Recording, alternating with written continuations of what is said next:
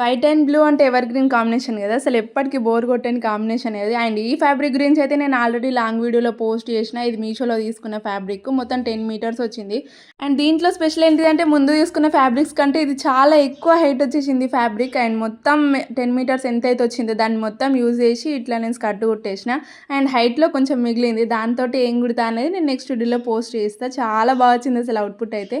And ముందు కుట్టిన నేను స్కర్ట్స్కి ఇది ఇట్లా కిందికి నేను క్యాన్ లేస్ యూజ్ చేయలేదు కదా, సో ఇప్పుడు యూజ్ చేసిన కాబట్టి ఇంకెక్కువ ఫ్లేర్గా అనిపిస్తుంది. అసలు చాలా బాగుంది, బార్బీ డాల్ లా ఉంది. అండ్ దీనిపైకి బ్లౌజ్ అయితే ఇట్లా వైట్ మొత్తం అసలు చాలా బాగుంది. చికెన్ కర్రీ లాగా వర్క్ వచ్చేసింది నెట్ పైన. అండ్ మొత్తం కట్ వర్క్ వచ్చింది 2 సైడ్స్.